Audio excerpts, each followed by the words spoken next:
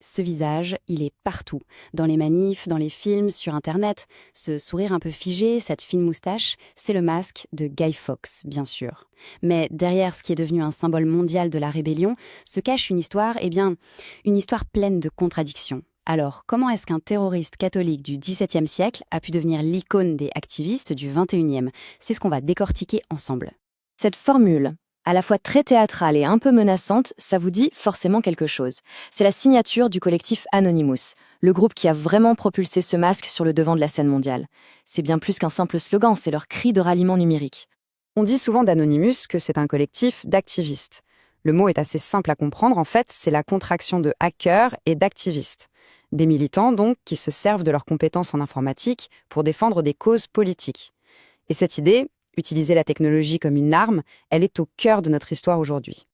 Ok, pour bien comprendre ce symbole, on doit d'abord regarder comment il est utilisé aujourd'hui, et surtout par qui. Comment un simple masque en plastique a-t-il pu devenir un tel étendard planétaire? Alors, qui sont-ils, ces fameux Anonymous? Eh bien, c'est une sorte de nébuleuse. Le mouvement est né sur le forum 4chan en 2003, et la clé, c'est qu'il n'y a ni leader, ni structure officielle.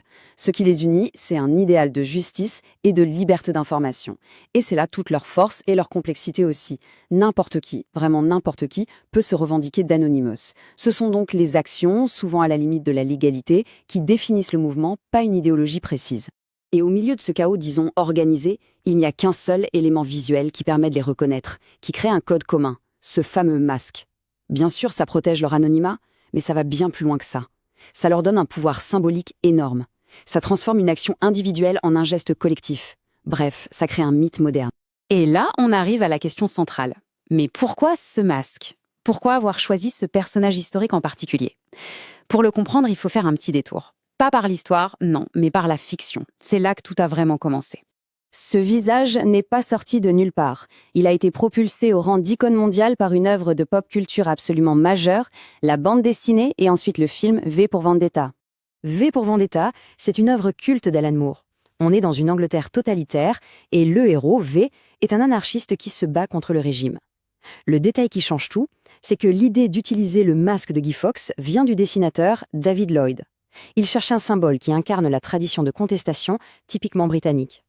Mais attention, il y a un monde entre la BD et le film. Dans les années 80, Alan Moore critiquait l'Angleterre de Margaret Thatcher avec une vision de la libération qui était purement individuelle.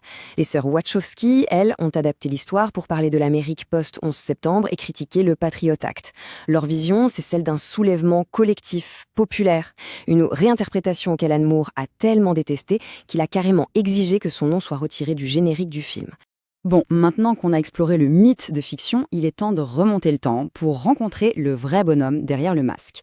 Et vous allez voir, la réalité historique est beaucoup, beaucoup plus complexe et surtout très, très loin du héros romantique. Pour comprendre Guy Fawkes, il faut s'imaginer son époque. L'Angleterre des XVIe et XVIIe siècles est complètement déchirée par les guerres de religion. Après des décennies de persécutions qui allaient dans un sens puis dans l'autre entre catholiques et protestants, le roi Jacques Ier, qui était plutôt modéré au début, durcit brusquement sa politique contre les catholiques. C'est dans ce climat absolument explosif qu'un complot va naître.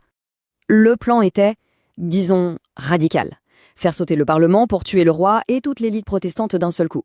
Mais attention, point très important, le cerveau de l'opération, ce n'était pas Guy Fawkes, c'était un certain Robert Catesby. Fawkes, lui, n'était que l'artificier, l'expert technique, engagé pour son expérience militaire qu'il avait acquise en se battant pour l'Espagne catholique. Le complot est déjoué vraiment à la dernière minute. Dans la nuit du 4 au 5 novembre 1605, Guy Fawkes est arrêté dans une cave sous le Parlement, avec une lanterne à la main. Et à côté de lui, on trouve quoi? 36 barils de poudre, c'est-à-dire 670 kilos, de quoi raser complètement le quartier. Le complot échoue à cause d'une lettre anonyme envoyée à un lord catholique pour lui dire de ne pas venir ce jour-là. Fawkes est donc pris la main dans le sac.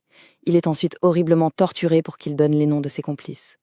Condamné à être pendu et démembré, il va commettre un dernier acte de défi. Juste avant son supplice, il saute de la potence et se brise le cou, s'épargnant ainsi une partie de l'atroce torture qui l'attendait. Donc, si on résume, on a un terroriste fondamentaliste religieux qui a lamentablement échoué. Alors la question c'est comment cette figure de traître absolu a-t-elle pu se transformer en un symbole international de liberté? C'est là que l'histoire devient vraiment fascinante. Ce tableau résume le paradoxe à la perfection. Regardez bien. D'un côté, on a un homme qui veut remplacer une monarchie par une théocratie catholique, donc un régime encore plus autoritaire. De l'autre, un héros de fiction qui veut détruire toute forme d'État. L'un est dévoué à l'autorité du pape, l'autre à l'anarchie. C'est l'opposé total. La mémoire populaire a elle aussi complètement transformé le personnage. La célèbre comptine anglaise Remember, Remember the 5th of November était à l'origine un chant de loyauté à la monarchie.